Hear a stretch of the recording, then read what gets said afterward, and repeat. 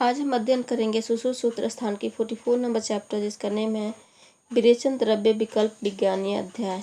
ठीक है ना, ये अध्याय बहुत ही इम्पोर्टेंट है।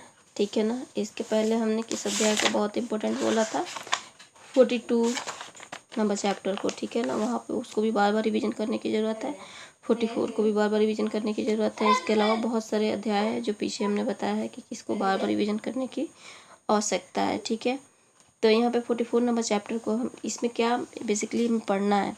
सबसे पहले इस अध्याय में जो श्रेष्ठ विरेचन द्रव्य है इसके बारे में बताया गया है कि मूल, त्वक, फल, तैल, स्वरस आदि है।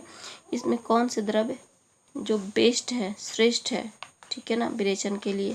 वैसे तो हम पीछे पढ़ करके आए हैं कि कितने कितने द्रव्य हैं जो जिसके मूल, त्वक, फल, ये सारी चीज़ स्वरस प्रयोग में आ रहा था। ठीक है ना, वमन विरेचन के लिए।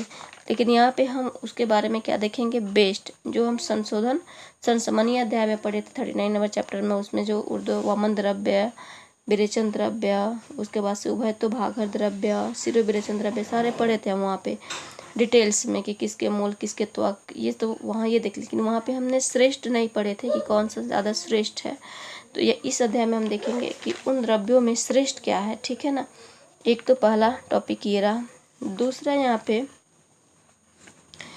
एक दो योग बताया गया है, जैसे त्रिवृत्त, अष्टक संयोग योग बताया गया है। उसके बाद से दंती द्रवंती कल्प का विपाचन बताया गया है। ठीक है ना, इसमें इसके अलावा जो बहुत इम्पोर्टेंट एक और टॉपिक के बारे में यहाँ पे हरितकी जो फल है इसके गुण के बारे में बताया गया, जो कि बहुत इम्पोर्टेंट है। इसके साथ साथ जो षड्विध कल्प है, कषाय कल्पना का भी यहाँ पे जिक्र किया गया है। ठीक है, तो हम एक एक करके वर्णन करेंगे। सबसे पहले श्रेष्ठ विरेचन द्रव्य के बारे में। ठीक है, श्रेष्ठ विरेचन द्रव्य, यहाँ पे मूल विरेचन द्रव्य में अरुणा त्रिवृत्त मूल श्रेष्ठ बताया गया है। ठीक है, अरुणा त्रिवृत्त मूल यानी कि कृष्ण कलर की जो ये है त्रिवृत्त है, इसके मूल को श्रेष्ठ बताया गया है। त्रिवृत्त को श्रेष्ठ विरेचन क्यों बताया गया, त्रिवृत्त जो है सुख विरेचना नाम श्रेष्ठ बताया गया है। ठीक है ना, और ये दूसरा क्या है, निरुपाय विरेचन में भी इसको कहा गया है। निरुपाय क्यों, क्योंकि न अपाय, इस यानी कि ये कोई उपद्रव उत्पन्न नहीं करता। ठीक है ना, इससे कराने के बाद से विरेचन। इसके बाद से निरुपाय विरेचन मदन फल के लिए, त्रिवृत्त के लिए और आरगवत के लिए भी कहा गया है।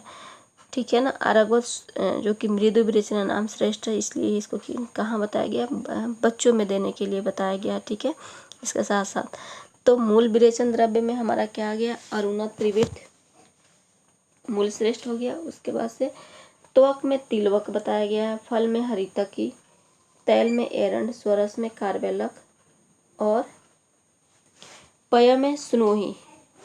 ठीक है, पय में स्नोही बताया गया है।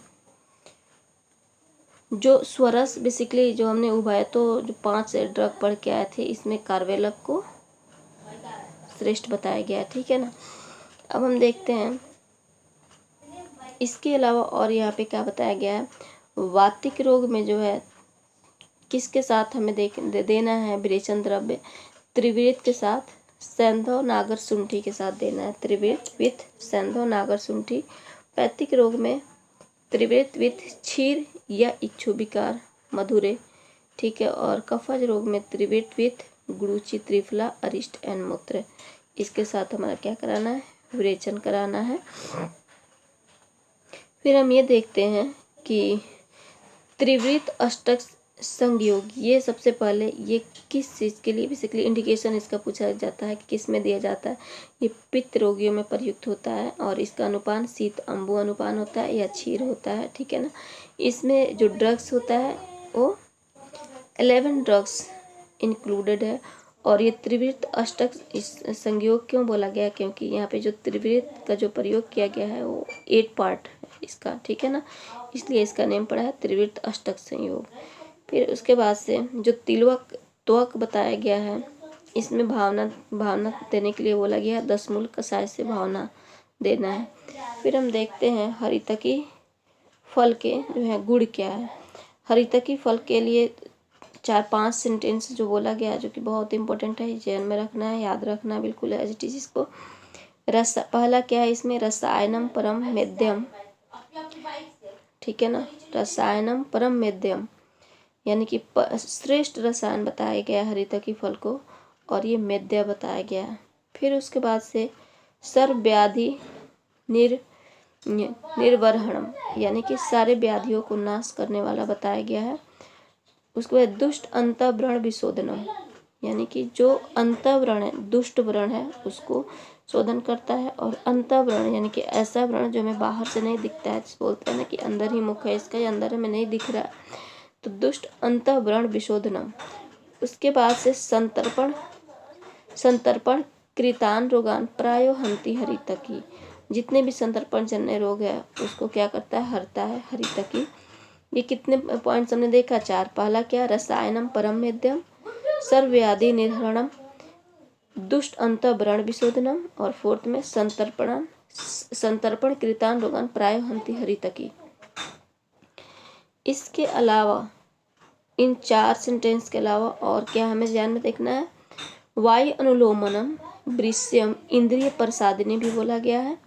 5th और 6th में कदाचित कुप्यते माता न उदरस्थ हरितकी, यानी कि ये बोला गया है कि इसको जो माँ है अपने बच्चों को कभी नुकसान पहुंचा सकती है, कभी कभी ऐसा हो सकता है, लेकिन हरितकी ऐसा कभी नहीं कर सकता कि पेशेंट को कभी नुकसान पहुंचाए, यानी कि जो लोग ले रहा है उसको कभी नुकसान पहुंचाए, ठीक है।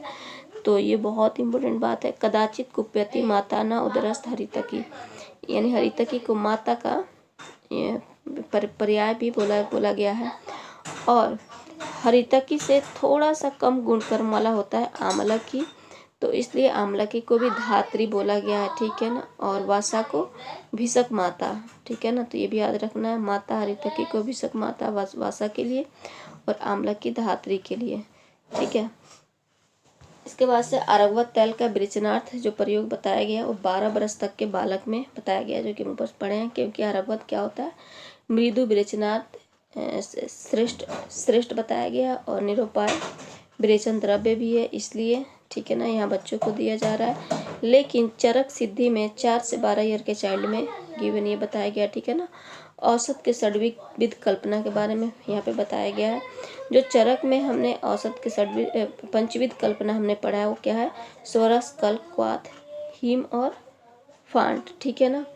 तो क्वाथ के लिए रीत कषाय भी टर्म यूज होता है, उसका पर्याय है, और जो हीम के लिए शीत कषाय, ठीक है ना। यहाँ पे चरक ने 5 माना है, सुश्रुत ने 6 माना है। इन्होंने क्षीर को ऐड किया और क्षीर को सबसे फर्स्ट में रखा है। इनके अकॉर्डिंग जो सीक्वेंस है, क्षीर, स्वरस, कल्क, रीत कषाय, शीत कषाय और फांट, और इन्होंने उत्तरोत्तर लघु बोला है, तो फांट सबसे लघु हो जाता है और क्षीर सबसे गुरुतम हो जाता है। फिर 7 किसने माना है, काश्यप ने। काश्यप ने 5 चरक वाले, उसके साथ साथ क्या, चूर्ण और अभिसव। इसको ऐसे याद कर सकते हैं, अभी चाहिए अभी चाहिए। काश्यप जी क्या बोलते हैं, अभी चाहिए, क्या बेबी, काश्यप अभी चाहिए, यानी अभिसव और चूर्ण किसने माना है, काश्यप ने, ठीक है। इसके अलावा तीर्णक को इस अध्याय में त्रिजातक को तीर्णक कहा गया है, और त्रिजातक हमें पता है पहले से, तो अकेला पत्रम होता है, ठीक है ना। और एक और योग बताया गया है जो कि सन्निपातिक, ऊर्ध्व रक्तपित्त और ज्वर नाशक बताया गया, वो क्या है, त्रिवृत श्यामा सीता उष्णा त्रिफला माक्षिक के साथ, ठीक है ना। त्रिवृत श्यामा सीता उष्णा त्रिफला विथ माक्षिक मोदक बनाना और उसका प्रयोग बताया गया है, ठीक है। फिर एक और चीज बताया गया है जो साध्य विरेचन बताया गया, क्या है, सद्धा विरेचन हरितकी के लिए एक और बताया गया। हरितकी वटी या हरितकी चूर्ण को जब हम पीपली आदि कषाय सेंधव मिला करके, पीपली आदि कषाय तथा सेंधव मिला करके प्रयोग करते हैं, तो ये क्या कहता है, हरितकी वटी, जो हरितकी का जो चूर्ण है उस सद्य विरेचन का कार्य करता है, ठीक है ना।